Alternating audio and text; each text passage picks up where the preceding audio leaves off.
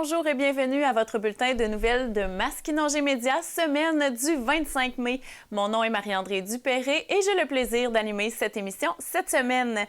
Commençons tout d'abord avec un reportage réalisé avec Simon Piotte à l'investiture de Québec solidaire dans Masquinongé. Simon Piotte est candidat à l'investiture de Québec solidaire dans Masquinongé. Je me suis entretenue avec lui pour connaître tout d'abord son parcours que voici.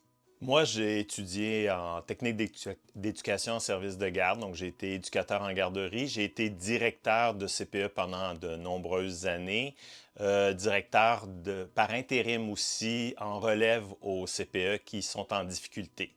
Et j'ai été aussi candidat de Québec solidaire dans Masquinongé ici en 2018, 2022 et possiblement en 2026. Je lui ai également demandé pourquoi se lancer en politique et quelles étaient ses ambitions. J'ai toujours été intéressé par la politique, par ma famille aussi. Je me souviens de soirées électorales avec mon père.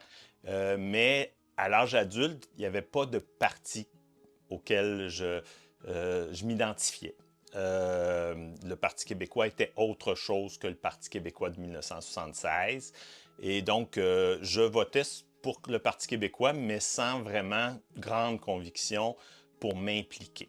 Est arrivée Françoise David avec Option citoyenne. Et là, je me suis vraiment reconnu dans ce parti-là, dans les valeurs de ce parti-là, dans la vision différente de faire de la politique. On s'est un petit peu moqué du co-porte-parole à un moment donné, mais ça l'ancrait vraiment une différence dans la vision de faire de la politique.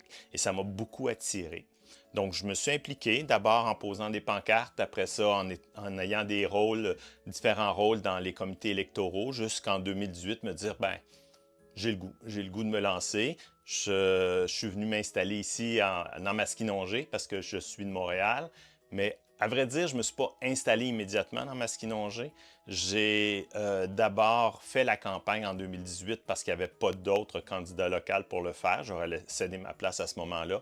Mais pendant la campagne de 2018, je me suis dit que je gagne pas, je viens m'installer. Justement, parlant de s'installer ici, quel est votre attachement aujourd'hui à Masquinongé?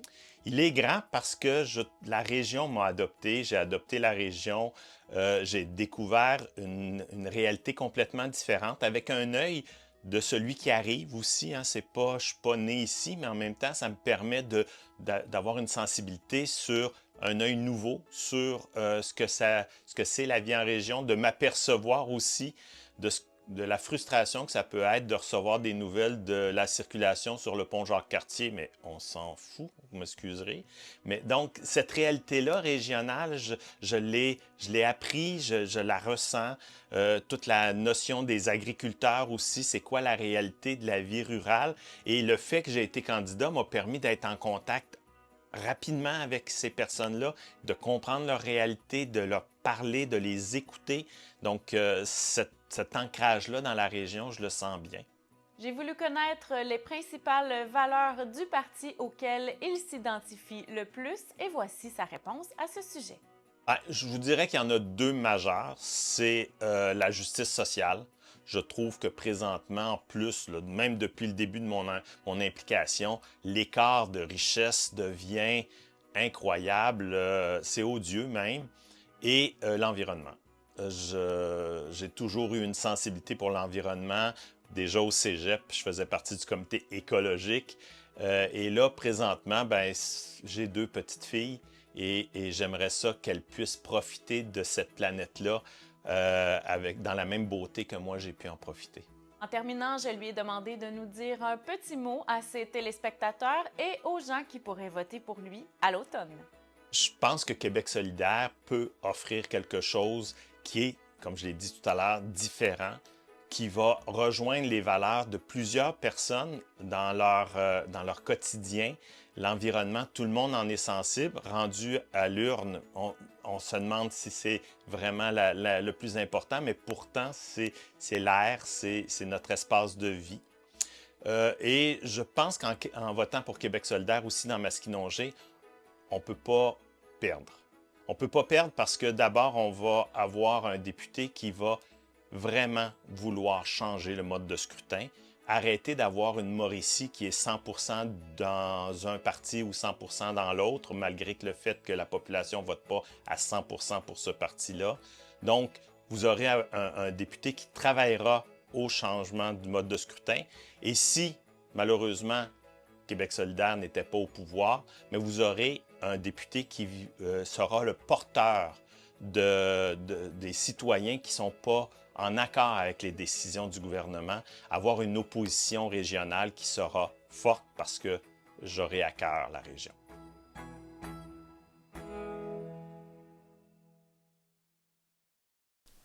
Poursuivons ensuite avec Nancy Mignot, candidate du Parti libéral dans Maskinongé. J'ai rencontré la candidate du Parti libéral dans Maskinongé, Nancy Mignot, qui nous parle tout d'abord de son parcours.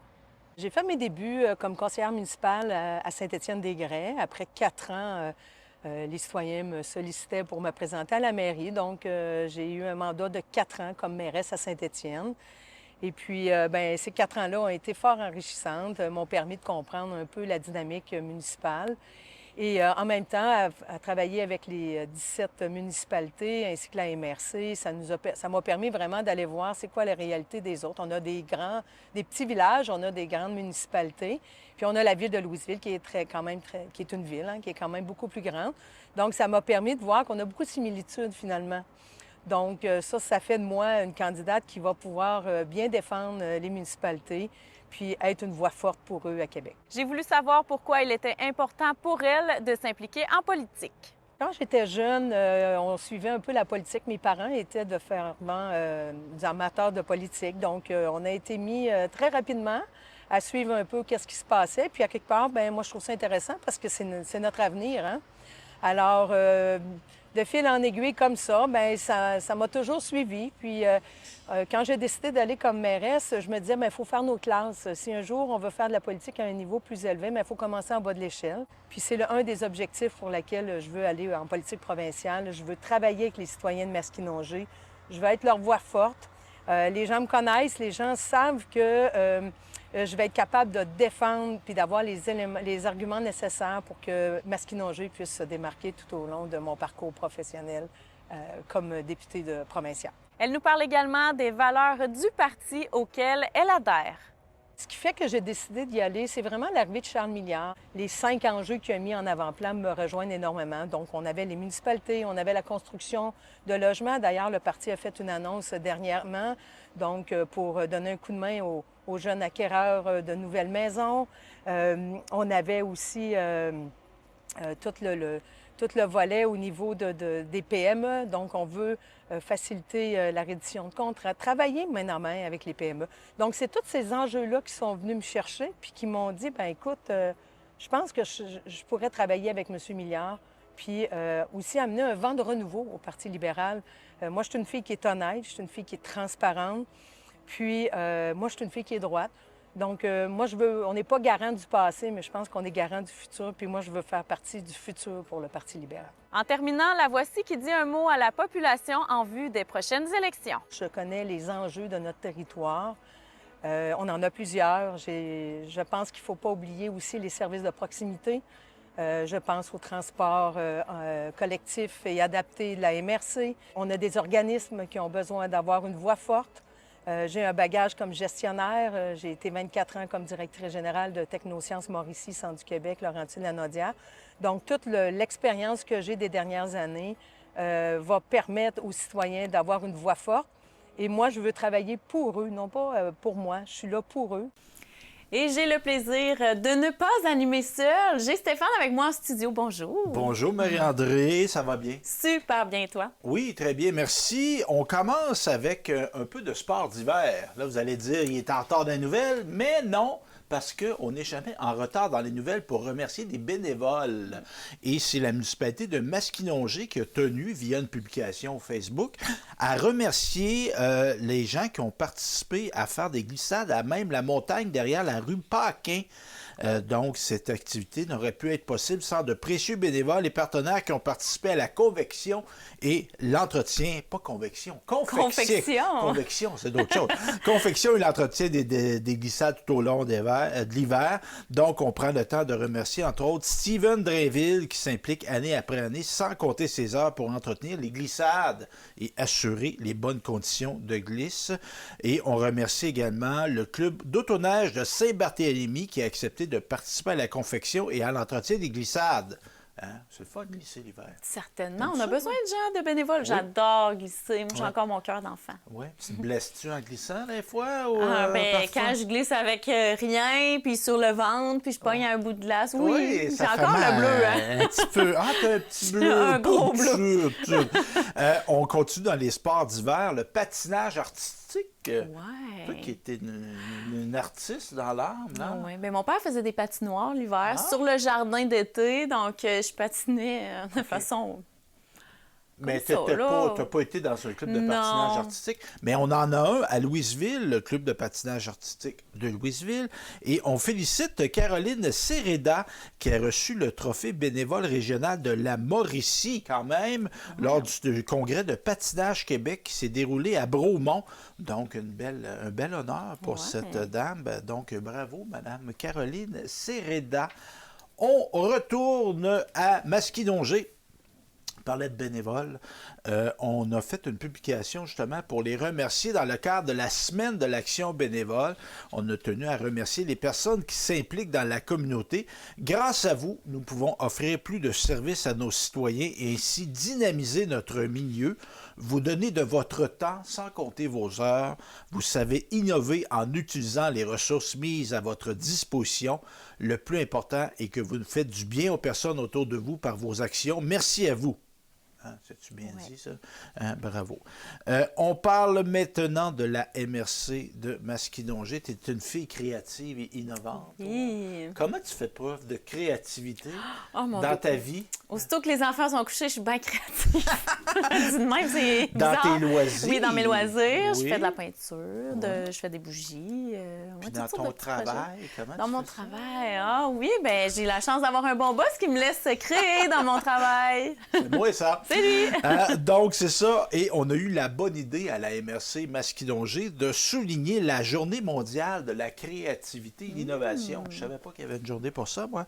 Donc, on a partagé un projet innovant qui nous inspire. Donc, c'est à Saint-Étienne-des-Grès.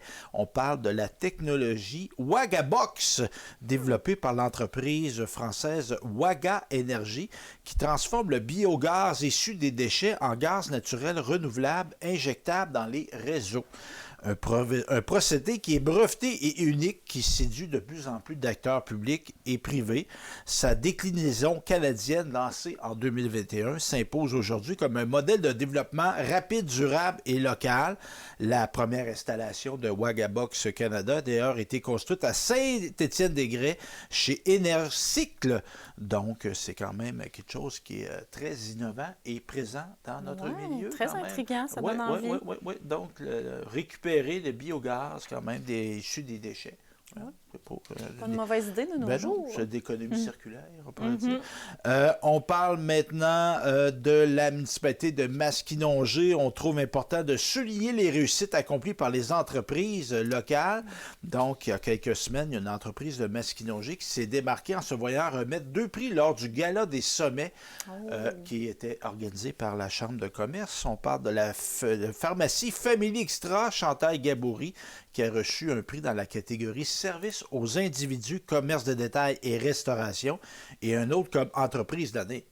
Quand même. Ouais. Donc, on précise à la municipalité de Masquinongé que ces distinctions confirment l'excellence de leur travail, mais aussi de leur professionnalisme et de l'impact positif qu'ils ont sur la communauté. Ces prix sont bien mérités et c'est une immense fierté de les compter parmi nos entreprises locales. Quand même, ça prend ça. Oui. On a encore un peu de temps, ma chère. Oui. Je te parle de la 12e édition de la soirée Gens de terre et saveurs. Wow! C'est beau, ça? C'est beau, ça? Moi, j'aime bien les terres et mers. Mais là, terre, Tu ça sais, va. un steak avec fruits de mer, là. C'est bon, ça. Oui, oui. Ça fait longtemps que je n'ai pas mangé de steak. Ça, c'est quand on reçoit la paye, là. Oui, oui, c'est ça. Puis, on va se le dire au prix de la viande, la viande rouge surtout. Puis les fruits de mer, c'est rendu. Oui, c'est ça, mais on encourage local. Oui, on encourage local et on n'en mange pas souvent. Non. Donc, on le savoure. Oui. Hein? Et c'est tellement facile de manquer un bon steak que moi, j'aime mieux aller le manger au restaurant. Parle-moi-en pas. Qu'est-ce qui t'est arrivé? Ah, écoute, je brûle plein d'affaires, moi. Je suis un peu cordonnièrement chaussée. Ben là, c'est parce que t'es trop occupé. Oui, c'est ça. Je Les commence d'autres enfants, choses. J'oublie le barbecue, j'oublie le poêlon. Mais mes Ah. enfants sont habitués. C'est bon, ça goûte pas brûlé ce soir. Donc, parlons de gens qui ne font pas brûler des choses. La Fédération de l'UPA qui organisait le 16 avril ce gala-là, là, cette soirée des gens de terre et saveur. Encore une fois, cette soirée a permis de reconnaître des parcours inspirants des entreprises qui se démarquent par leur engagement, leur innovation et leur impact dans la région. 4 personnes de notre territoire, donc de la MRC Masquinongé, ont été honorées, ont reçu des prix. On parle donc de Chantal Pipon, ferme 7 terres incorporée de Saint-Sévère, qui s'est vu remettre le prix d'agricultrice d'exception. Wow! Hein, très intéressant. Je te lance ça, peut-être notre ami Zachary pourrait peut-être interviewer Chantal. Au niveau de la relève, Franck Morin de la ferme Serge Morin de Saint-Édouard de Masquinongé. Un autre jeune homme. Je les note. Moi, je suis le même. Hein. Vous savez, vous apprenez à me connaître. Je gère ma télé à la télé. C'est ça. Créativité, Innovation, efficacité. Employé secteur Masquinongé, Kevin Lafrenière, ferme Charles Charette et fils de Saint-Léon-le-Grand, un autre possible à interviewer. Et on a reconnu pour son implication, ça, j'ai trouvé ça bien qu'on distingue, on fasse une distinction pour M. Perron, le député. Ouais. Le député fédéral, donc on a voulu le reconnaître dans son démarchage, la promotion qu'il fait pour l'agriculture locale. Donc, on dit que la MRC était fière, à titre de partenaire de l'événement, de participer et tiens, à féliciter tous les lauréats, même ceux qui ne sont pas de la MRC de Masquinongé. Il ne faut pas être chauvin. Je te parle maintenant de motocyclette. Ben, j'aimerais ça, essayer ça un jour. Oui, mais le j'en ai jamais problème, fait. ça prend un permis spécial. Oui, hein, c'est ça. Il faudrait quelqu'un qui me conduise. Oui, c'est ça, au T'en as début. pas?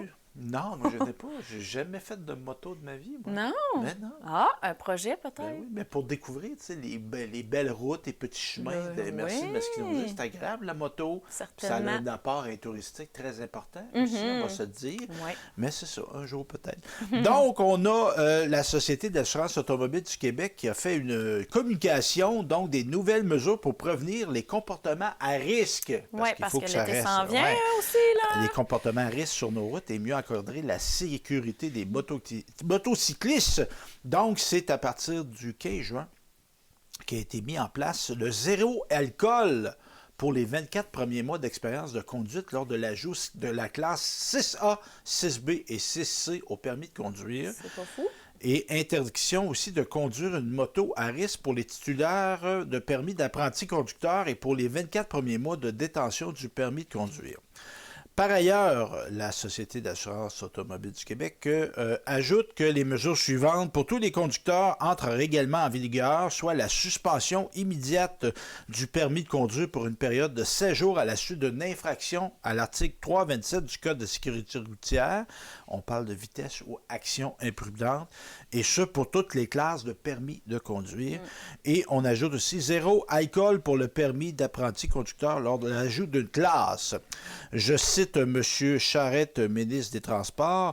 Ces nouvelles mesures auront des répercussions positives pour la sécurité de l'ensemble des usagers de la route. Elles traduisent la volonté de notre gouvernement de renforcer l'encadrement de la conduite à moto afin d'encourager l'adoption de comportements responsables chez les nouveaux motocyclistes. En intervenant sur des facteurs à risque, nous faisons un pas concret vers un réseau routier plus sécuritaire et plus responsable. Serge Lamontagne, président directeur général de la SAC, aussi, je le cite, « On le fait pour sauver des vies. Chaque vie sauvée, c'est une grande victoire. En sévissant contre les comportements imprudents de tous les conducteurs et en encadrant mieux les premières années de conduite d'une moto, nous protégeons davantage les usagers de la route. Il faut aussi se rappeler que conduire une moto est une tâche complexe et exigeante qui demande énormément de jugement et une vigilance. Faut être vigilant, Stéphane. Faut être vigilant en disant constante. Donc, fait saillant à retenir, les motocyclistes ayant moins de 3 années d'expérience de conduite sont surreprésentés dans les accidents entraînant des préjudices corporels. Selon les données de la SAC, le type de motocyclette et l'expérience de conduite ont un effet significatif sur la fréquence d'accidents. Un autre fait saillant, une moto devant être maintenue en équilibre, il est primordial de garder le maximum de ses capacités sans consommation d'alcool, surtout pendant la période d'apprentissage et d'acquisition d'expérience avec ce type de véhicule. Et dernier fait saillant, de 2020 à 2024, en moyenne annuellement, 2194 conductrices et conducteurs ont été reconnus coupables d'une infraction à l'article 327 du Code de la sécurité routière pour vitesse et action imprudente. Ah oui. Donc, c'est ce qu'on avait à dire sur les motos. On parle maintenant d'investissement dans les écosystèmes du fleuve Saint-Laurent. Intéressant. C'est beau, le fleuve? Oui, je l'adore. C'est beau, hein? C'est comme si on avait quasiment une mer intérieure. Oui. Ben, pas si large. Ben, ça dépend des places. Dans notre coin, c'est pas si large que ça, mais... C'est ça, bien partout, le fleuve. Oui, je l'ai ça tatoué inspire. ici, moi. Ah, okay. Ah, t'as ça, toi? Ben oui, ça, c'est mon fleuve. Hein? Ouais, une petite vague, mais ça représente le fleuve pour moi. Ouais. Colin, bon, tu l'as à cœur. Je l'ai à cœur. Bon, parle-moi de ça. Hein, quand on dit qu'elle était impliquée, puis elle innove. Donc, on parle du gouvernement du Québec qui a accordé une aide financière de près de 1 million de dollars au Fonds d'action Saint-Laurent pour l'année 2026. C'est le ministre Jean Boulet qui en a fait l'annonce et se réjouit de cette annonce qui soutiendra la réalisation de plus d'une vingtaine de projets visant la restauration, la conservation et la mise en valeur des écosystèmes du fleuve Saint-Laurent. Ils seront déployés dans le cadre du programme maritime pour la biodiversité du Saint-Laurent et de ses affluents, géré par le FASL, le Fonds d'action Saint-Laurent. Les initiatives soutenues visent entre autres la restauration des berges, la réhabilitation de certains milieux dégradés et la réintroduction d'espèces animales et végétales. L'aide financière allouée à chaque projet favorisera la mobilisation des partenaires régionaux, assurant ainsi des conditions de réalisation optimales et des retombées positives dans les communautés locales. Je cite M. Jean Boulet, « Ministre, par ce nouvel investissement, le gouvernement du Québec réaffirme son engagement à protéger et à faire rayonner le Saint-Laurent, un patrimoine naturel d'exception.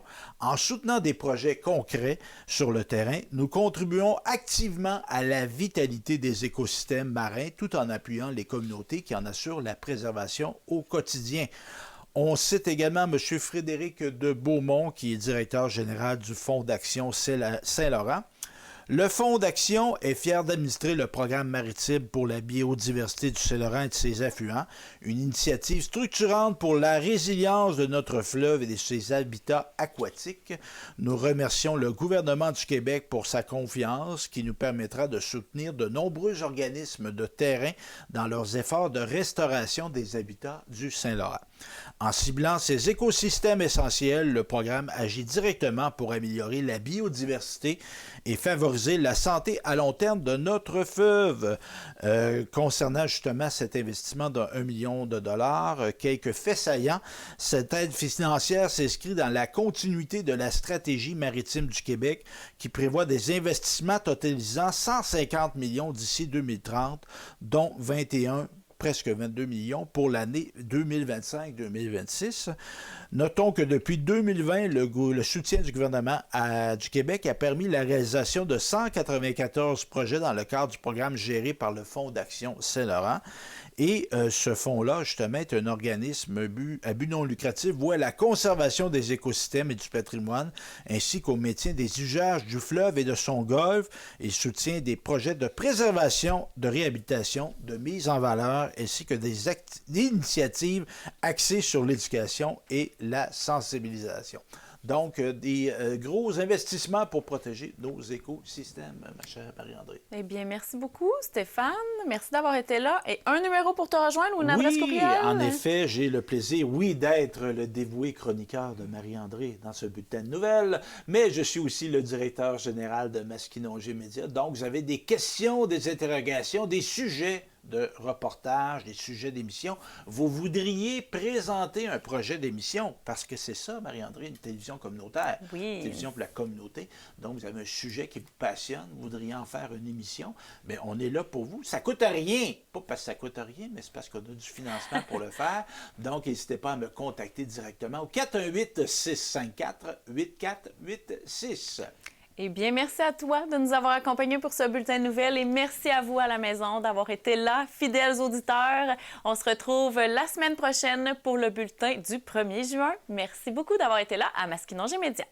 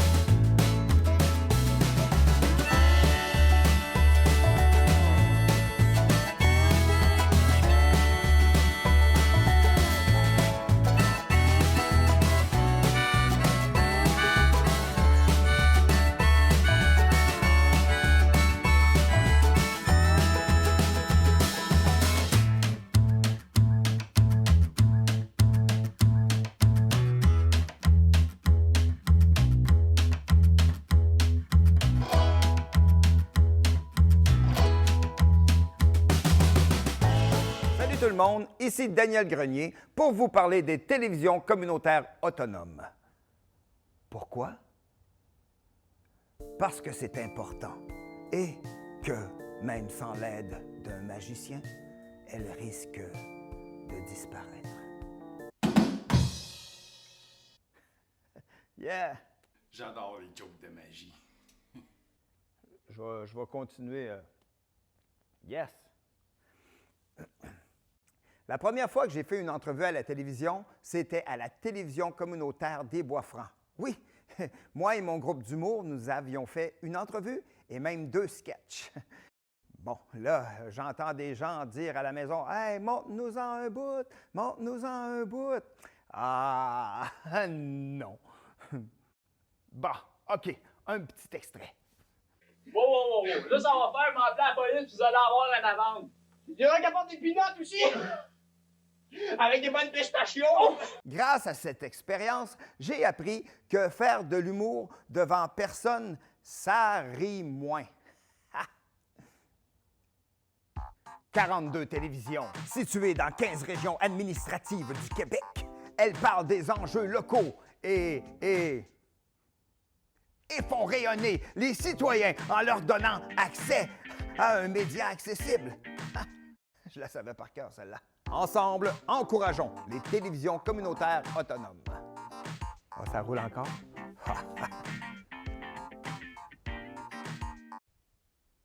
J'ose ma télé communautaire.